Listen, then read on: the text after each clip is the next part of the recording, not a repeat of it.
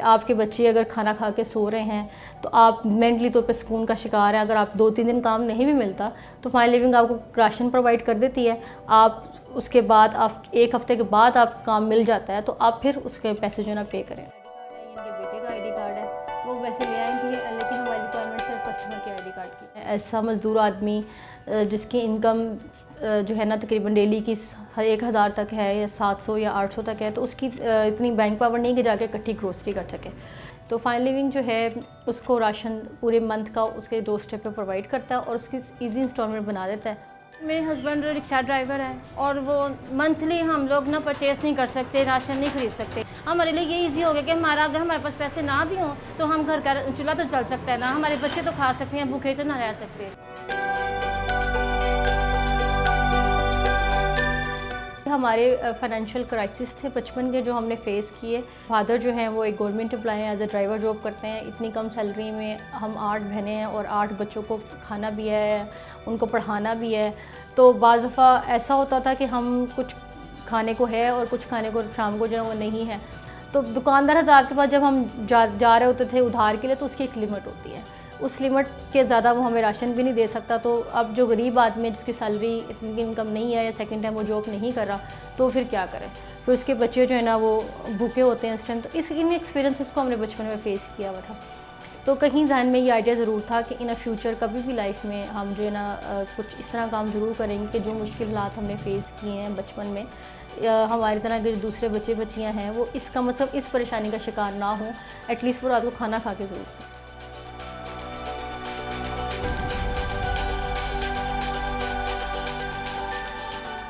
Matric के बाद father ने कहा था कि अगर अब तुमने आगे पढ़ना है तो तुम्हें खुद मेहनत करनी पड़ेगी। उसकी वजह ये है कि अगर हम एक ही बेटी को पढ़ाएंगे तो फिर बाकी जो पीछे साथ हैं उनका क्या होगा। पढ़ने का शौक़ था, एक जज्बा भी था, तो खुद से जो है ना हमने स्ट्रगल शुरू की। सबसे पहले जो मेरी अर्निंग थी वो तकरीबन दुपट्टे काटने से मैंने स्टार्ट की, क्योंकि कॉलेज जाना था तो बुक्स लेनी थी।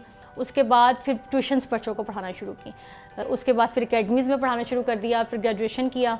उसके बाद जो है ना फिर अपनी जो है ना बैंक में जॉब स्टार्ट कर दी। बैंक में जॉब के बाद फिर मैंने शादी के बाद फिर मैंने बीएड कंप्लीट किया। उसके बाद फिर दोबारा मैंने एकेडमी बनाई एक अच्छे लेवल की। उसमें भी काफ़ी बच्चों को जो मैं फ्री ऑफ कॉस्ट पढ़ा रही होती थी। ऐसी बच्चियों को मैं ज़रूर हेल्प करती थी जो घर से पढ़ने के लिए आती थी लेकिन उनके माँ बाप जो ना फ़ी पे नहीं कर सकते थे। तो जैसे ही हालात थोड़े से स्टेबल हुए तो फिर मैंने इस बिज़नेस को जो है ना इम्प्लीमेंटेशन जो है ना वो करना शुरू कर दी।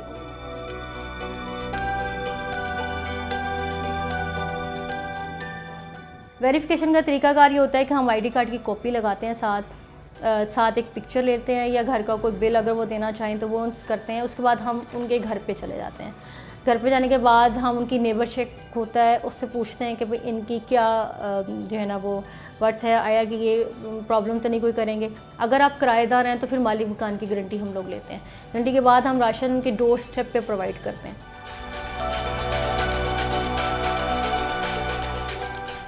बेसिकली खर्चों को मीटअप करने के लिए हमें बल्क परचेजिंग में जाना पड़ता है। हमने बीच में से मिडल मैन को निकाल दिया है। जब हम कस्टमर को राशन दे रहे होते हैं इंस्टॉलमेंट पे, तो हम उनको मार्केट प्राइस चार्ज कर रहे होते हैं, उससे हम अपने एक्सपेंडिचर जो है ना मीटअप कर रहे होते हैं। अगर वॉकिंग कस्टमर हैं आप मेरे पास ग्रोसरी करने आते हैं तो आपको मार्केट से होलसेल प्राइस पे कस्टमर को वो चीज़ मिलेगी। आमतौर पर होलसेल प्राइस दुकानदारों को जो है ना वो दी जाती हैं।